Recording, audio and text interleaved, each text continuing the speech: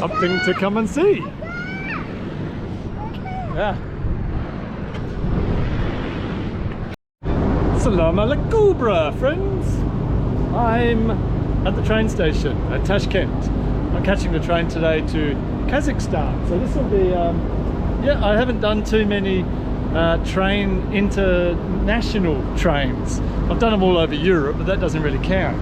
It's generally crossing through EU. I did do an interesting one from Hungary to Ukraine once, when they had to change kind of like all of the wheels on the trains because they ran on a different gauge. So that was an interesting thing. So we'll be doing border control at some point. I don't know when, and I don't know how that happens. This is the fun of travel. You never not quite know what you're in for when you wake up in the morning.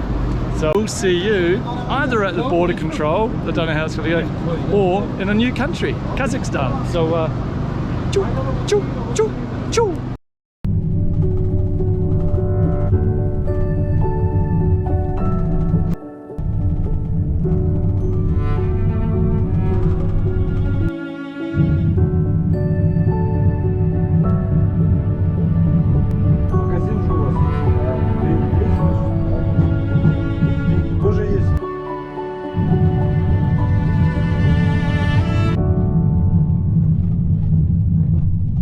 Good morning all, right on. Well, the train's arrived. We're in Kazakhstan. Yoo! I'm just coming through into the train station here at Almaty, and I noticed all up the top, you guys might not be able to see it, but there's this whole motif of Soviet communism. There's the hammer and sickle and people working and all the rest of it. Well, I didn't see that first up there. I saw it when I was walking in here, and you can see it here. Hammer and sickle all up here. So I mean, the building itself doesn't look, didn't look very communist to me. There you go. So I usually get in trouble filming in train stations, but and here you go. So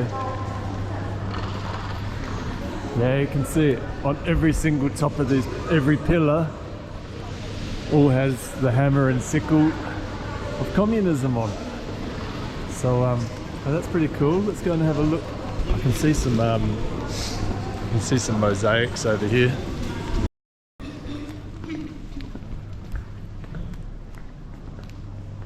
There you go. Here's a lovely Soviet mosaic going on.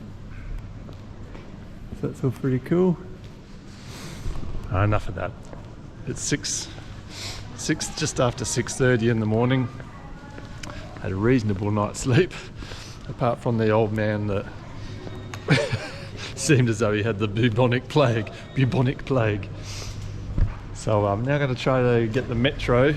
I haven't actually booked anywhere for the night, so we're kind of winging it. Here's the Grand Almaty train station, Almaty 2, because there's train station 1 and 2. Number 1 is out of town. Number 2 is in town, so we're in the right one. On this side of it, you can see all the hammer and sickle. So yeah, really Soviet built. I think there's a metro station somewhere over here. Well, this guy looks welcoming. Give us a hug. Alrighty, not too far from the train station, we got the big M for metro. So I got a bit of an idea of where I'm trying to get to, and I don't think the Almaty subway system is too hectic. I think there's only one line, so hopefully I shouldn't be able to stuff this up.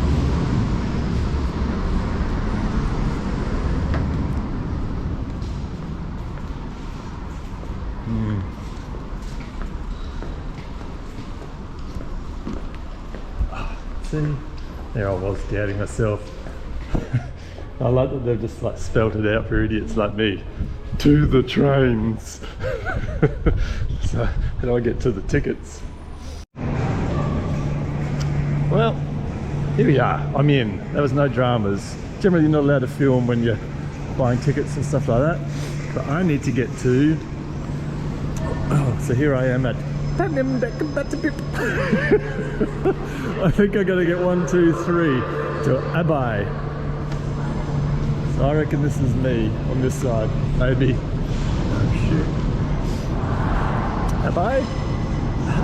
Am I going that way? As far as I can figure out, I jumped on the first one that's come, but last minute decision. I think I'm at the end of the line and both lines go the same direction. Easy peasy. Yeah, there's only one line, so both trains on both sides, they just run opposite directions. But yeah, so even a little Aussie battler like me can't get that one too far wrong. We're off the other end. I wanted to film the how deep that was. We were way down. That escalator ride went forever to come back up to ground level, but I found myself sandwiched between a whole heap of military at either end of me. It was much like a single mum's night out in Darwin. So anyway, we're gonna carry. I like that one. That was a good one. Only Australians who get that one. Look at these fantastically Soviet apartment blocks right in the middle of Almaty. I can see that, yeah, people live in there. They got their pot plants and things like that going on. These are these huge billboards on top of them, just rusted. Like nobody's got any advertising. Nobody wants their name put on top of these old beauties here. Far out, look at them. They look like from the 1970s or something like that. Righto, well, here we have the monument for the independence of Kazakhstan, which would have been 91 or 92, something like that. And these lovely, look at them, just prime position. Like, I'm amazed that nobody's just like, can we just demolish these things or put a big curtain over them or something? Funny big ugly buildings right smack bang in the middle there. I haven't quite got my bearings yet on where I'm meant to be in this town. Where's the middle, guys? Where's the middle? They really wanted some good symmetry when they built this, and I didn't even realize. Got these two big other Soviet buildings, and you got these two behemoths, the big doodle mast, and then this one over here. So this is the thing with Almaty that I'm working out so far, is that it's on a hillside.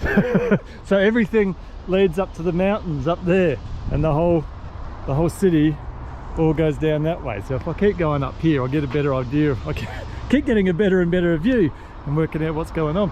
But this is clearly a big old Soviet building. It's a monster, but it looks like they're gutting it. They're gonna give it a new life. Good on you. Look at this, guys. This is nuts. I've never seen anything like this. I'm in the middle of like a mirror world. I'm in mirror land here. Every building in the middle, and this one here they're constructing, so that's going to come around and join up with this one, and it's just going to be mirrors. This place is crazy. It's driving me mad. Like, I can see buildings on buildings on buildings. And the other thing that it's doing is sun's over here smashing on this one and on this one, and I feel like I'm an ant under a magnifying glass right now. And they've got these playgrounds with all these small humans here. Here comes a small human now. You like it? Yeah, I like it too. This is a pretty cool area. This is not on any kind of, hey, come and visit this, but this is something to come and see. Yeah.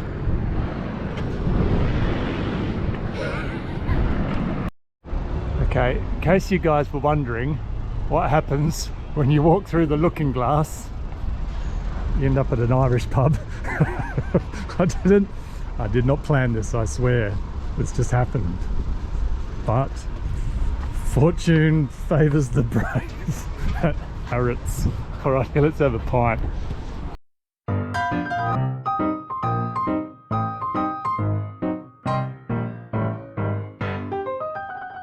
Wow, I've pretty much walked to the, what am I? The southern. Pretty much walked to the southern ring road, I guess it is, of Almaty. Look at this building for a structure. This thing is nuts. The Almaty Theatre. That thing is pretty damn cool. But what's cooler, look at these mountains. This is nuts. Like up here, I don't know how big these summits are. Probably must be sitting around somewhere around 5,000 meters. This is like a big pyramid over here. These are some really cool mountains. There's snow up on these. So I can only imagine how beautiful this would be. I don't know, winter, spring, and all this covered in snow. That must be amazing. It's pretty darn beautiful now. Look at this. Just look at Almaty, hey? Look at the Almaty party. This thing is cool. This thing is cool. Like, we got pyramids here, we got pyramids over here. What are we? In Egypt? So do you guys want to know a fun little fact? Yep, thought so. So Almaty used to be the capital of Kazakhstan, but after separation, independence in 91/92, not sure, then the capital got moved to Astana in the north, which is no longer called Astana. It's called Nur Sultan or something like that. And this city, Almaty, didn't used to be called Almaty. This used to be called Alma-Ata. Alma-Ata was its name during Soviet rule. Alma-Ata roughly translates to, well, depending on where you get the translation from, Apple Mountain, father of apples, whole frickin' bunch load of apples, something like that. So it was pretty much named after a shit ton of apples. And why is that, my little fairy friends? Well, because Kazakhstan is the birthplace of apples. All apples originated from here in Kazakhstan, and probably more specifically around here in the mountains behind me. But then in the fall of Soviet Union, which actually, fall of the USSR, the meeting where the USSR was pronounced dead took place here in Alma-Ata/Almaty. So after the fall, it got changed back to Almaty, and the capital got moved. Don't know why they shifted it north. This is a pretty nice place by the mountains. If I was a capital city, I'd rather be by a whole heap of mountains rather than a windswept Kazakh steppe, as old mate Astana is. Here we are in the center of town. There's the big independence statue thing, the giant Soviet behemoths, and it's just kind of goes into a lot of Soviet built apartment living, which is quite odd because we're in the heart of town. It was up there where you can just make out above it the glass pyramids of the Looking Glass land, but it goes into this sort of mall stretch down here with these beautiful old trees. A couple of little cafes going on. We got old Dandy over here. He's looking Jim Dandy. Here I'm walking through the heart of town, and it's all just Soviet apartment buildings going on here, like living. So that's fun, isn't it? Inner city living. I think they need to maybe liven it up with a bit of cafe scene. You know, we've got this central mall here. We've got like water features running down either side. We've got established trees. You've got good bones. We just need a little bit of injection into it, a little lively. Oh, I swear to God, guys, I'm not making this happen. I'm not researching this shit.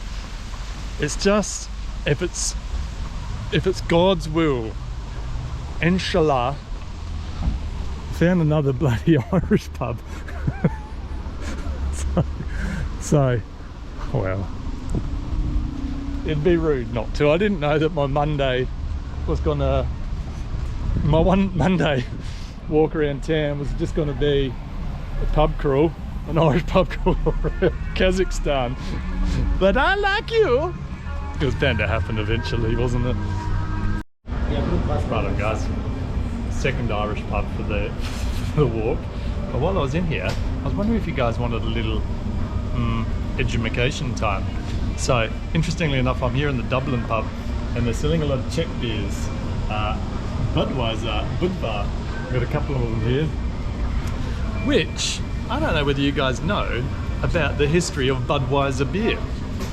Because it's not an original American beer. It ain't all American. Oh no. Budweiser beer is from a town in the south of the former Czech Republic, Czechia, from Český Budějovice. And their beer, Budweiser, was known. So Czech beer is the best, yeah. Like, you know, they've got a town there called Pilsen, where Pilsen beers come from. They essentially invented the stuff, yeah. So their Budweiser beer had the reputation for a very, very long time as being one of the best beers in the world. The Americans came along and they're like, we want to make a beer, we want to give it a good name, but we're not inventive enough.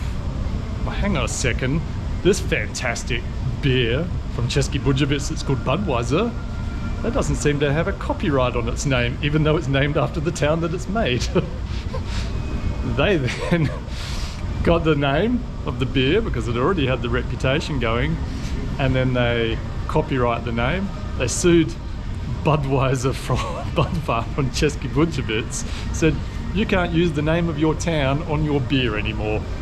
And from then on, the Czech version of it has to have Budvar under, but it still has, they still pay homage to the fact that it's Budweiser beer, but it has Budvar on it. It used to, I think, like back 10 years ago, 12 years ago when I was in the Czech Republic, I think it used to have Budweiser Czech under it or something along those lines, so they've slightly changed it. But there you go. How American's that? Just getting something that somebody else is like, well, that's fantastic, and we're going to sue the shit out of you if you use that again. That is how your all-American beer got its name. They stole it. Well, that was fun, wasn't it? You know what's going to happen now? I'm just on the lookout for Irish pubs now. Forget about whatever else Almaty's got going on. I'm just doing a big old Monday Irish pub crawl around Kazakhstan. Shit, let's see how this goes.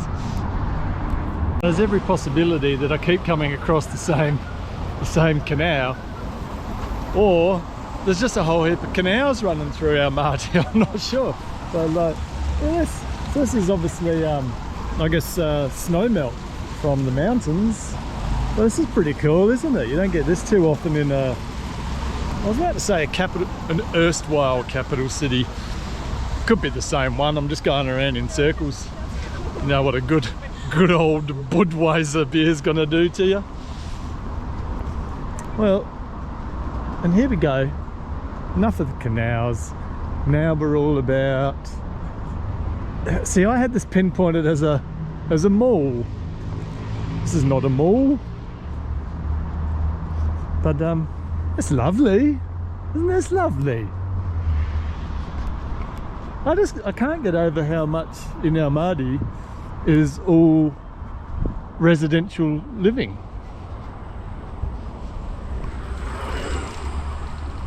Like, where does everyone do business here? Like, I think is this the backward city? Like, everyone's living in the center, and the business like back up, way up on the ring road out there, and the glass buildings, you got to go to the outskirts of town. I think I'm onto it. Like, they've done it upside down land. Upside down, upside down, upside down land, upside down. You know what I like about well, cities in general, I guess, like, I sort of, oh, can we say it? Yeah, I grew up in the country, I guess, and so you don't get to see this too often. But for me, being in like European cities or wherever in cities, coming at this time of night when everyone's come home from work and they're all coming home and they're all just, you know, getting changed, and it's just life. It's just a bit it's a bit upside down here, because they've probably been working outside the city and they come into the city to come home. I don't know why this is blowing my mind so much, but it is. And I'm not saying it in a bad way, because I'm a little freaky and I like upside down lands, man. I like the fact that I went through the looking glass building up there, and then I'm just in a city that's like residential and people work outside it. If that is what's happening, don't correct me if I'm wrong. I'm on a roll. I love that there's a lot of street art going on the buildings as well, all around the place. Let's go down this one, isn't that? So let's do it. We're doing it. This is another one, I bet, of those residential streets in the middle of town. And again, restaurants, cafes, bars. So I like the city. It's clearly a lively town. Like, I've just been walking around. You can see this whole strip down here. There's just restaurants, music coming out. And then we got like some cool, beautiful old buildings like this. And it just sort of keeps on going. Like, it's lively. Things are going on. I've just sort of been walking around on a bit of a oddball crisscross will make you jump mission. And but wherever you go here, I mean, there's you got residential, and then you got like restaurants and bars and clubs and shit like that. So bloody good on them. You know, the problem, one of the problems of a pandemic, of course, are people dying, but the other one is, so like in the major centres, like in Australia, Sydney and Melbourne, they're really struggling on getting people back into the CBDs because everyone's learnt that they can work outside the CBDs, they can work from home.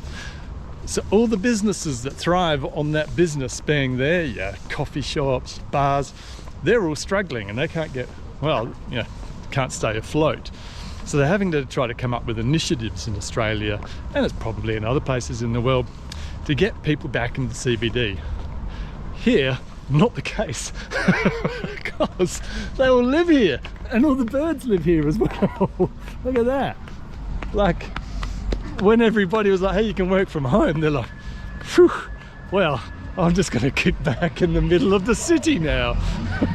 And the bars and the clubs are like, fuck yes, this is brilliant. We've been losing them to the outer suburb areas for so long.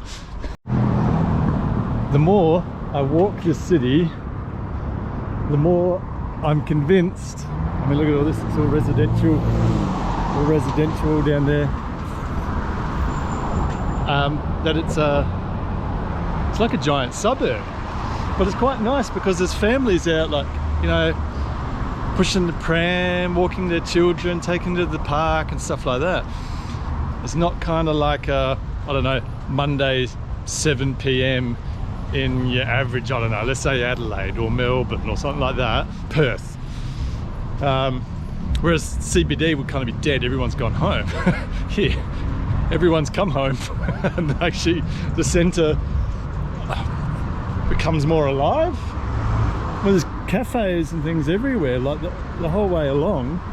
They've got a good cafe coffee culture. Look at this, they've got a little wine bar down here. I haven't seen anything like that since leaving Australia. It's interesting because because it, on paper, yeah, it works, and here I feel it working. It's quite nice. This is pleasant. Some might say more than pleasant. You know, when they forced everyone to go home to work during COVID, all of a sudden everybody, the CBD filled up with people. This is bizarre, beautifully bizarre. I got a little bit excited there. I thought I might be able to mix it up a little bit with the Shakespeare pub. Ye olde English, closed for renovation, but wouldn't that have been fantastic? Do a couple of Irish pubs, come to an English pub. Why don't Scottish pubs? Why aren't they a thing? Why don't go to Scottish themed pubs around the world? Anyway, this place is going to do quite nicely. It says craft beer. Yes, please. All right, my little Cobberinos. Haven't I found a little spot for myself? Craft beer. Cheers. Think. So the bar and hospitality scene here, as far as I can see, is seems to be highly youthful driven. Not just the hospitality scene, but I guess, you know, street art, large scale on buildings to really liven things up, which shows that also the local government is willing to give the youth a bit of a hand at shaping their city. And I just find the scene here to be like, it's creative, it's imaginative, it's edgy, it's enterprising. I like what they're doing here. I have no idea what this building is, but it's pretty darn cool, isn't it? I don't know what this thing is here. What's going on with that? It looks to me like this is abandoned, maybe? In a beautiful big park here. This is called the Park of the 28 Guardsmen. Don't know who they were, what they did. I'm assuming there was 28 of them and they were guarding something. So good on them. This is a beautiful park. Big established trees. It's just lovely. It's like a forest within the center of town.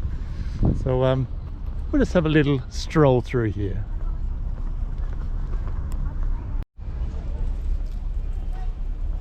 This is a pretty impressive statue here, very Soviet. Got all these Soviet soldiers from right across the Soviet Republic. We've got, you know, some that look a bit more Asiatic, and yeah.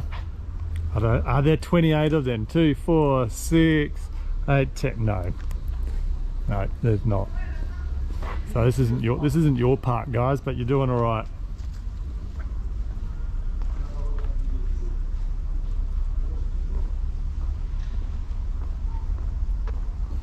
So it must be a war memorial of some nature. Got the eternal flame here. Here in this big black thing, it's all very communist. There's hammer and sickle everywhere all over it. There's machine guns and all sorts going on. So this is a bit of a memorial to the, I guess, the victims of World War I and World War II. And oh, there's a beautiful big church in the background. So very nice. Anything with a hammer and sickle on, for some reason, just tickles my Soviet bone.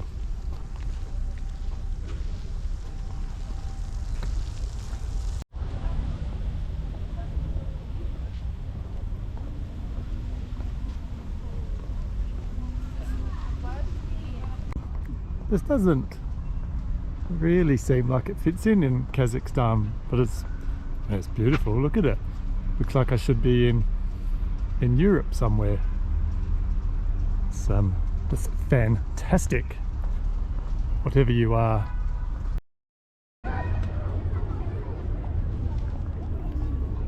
Look at this for a little luxury carriage. It's very cool. I like it. When does it turn into a pumpkin? Gosh, it's like Alfred Hitchcock's scene from Alfred Hitchcock going on here. Okay, buddies, out the way. Whew. That got real cool.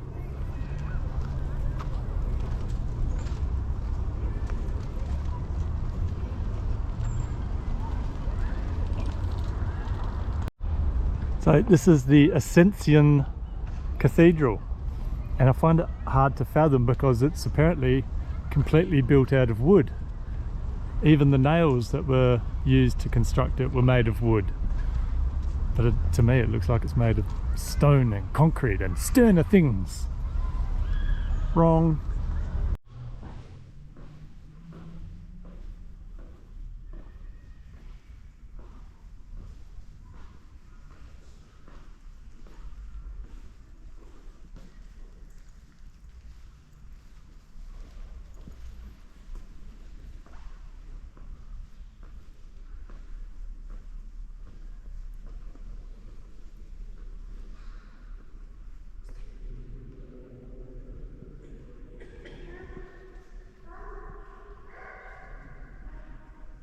in another lovely little park with all the love locks going on, all with the love messages. Ooh, who's a smushy little cushy mushes, all the rest of it.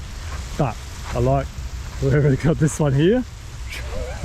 Look at the size of this thing. This must weigh a ton. What this one here says is, I love you, and if you ever leave me, I'm going to club you with it.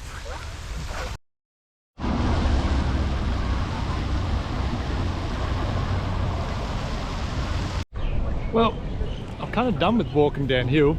This is day 2 here, by the way. I've walked from essentially where I was right up by the glass buildings, Mirrorland, the Looking Glass. That's about 4.5k up here. I've just been walking down this sort of, I don't know, almost pedestrianised mall thing for the entire length. Like, I just keep carrying on and getting diverted off either way, but you can keep coming down. And I've got to this other sort of pedestrianised mall that sort of heads off down that way and over that way, but it keeps on going down there for about another 1.5 to 2 kilometers. I'm not going to bother with that because I mean, I find that mind-boggling. This is the shortest distance of the town. It's longer this way, but this is about 6 kilometers from the top ring road up there to the train station, and it's just yeah, completely chock-a-block the entire way with cafes, bars, restaurants, parks, Apple art structures. It's a huge town. It's big. There's only maybe 2 million people that live here, but yeah, you could just end up wandering these streets forever. So you can walk around this place and just keep finding new things, like every little inch of this place. I reckon you could just keep on exploring for the rest of your life in Almaty. I mean, this might not be up everyone's alley, but I love like these cool old Soviet apartment blocks. Well, look at this, like you got these beautiful garden beds and things like that. You've got these giant grey Soviet behemoths just all over the place in town, just lining the main malls. More Soviet apartment. This, I guess, older part of town. It's not Soviet. So it was a beautiful little stretch. There's nice little wine bars and cafes in front of the fountains. Imagine this being your little apartment, just up there. Got a park opposite you. Just a nice little part of town. Look at this little restaurant wine bar thing. G'day there, Super Troopers. I'm up at a place called Kok Tobe. It's the fun name of a place, isn't it? Kok Tobe's a hill. You got a few ways coming up here, but the most fun way is down there. There's a cable car, beautifully climate controlled, not quite like the ones in Kojand or wherever it was where I nearly died in one. So take a beautiful little Kok Tobe ride, come up here. Seems to be Kok Tobe's hilltop is you know, mainly catered for kids and big kids who don't mind a frothy. Delicious.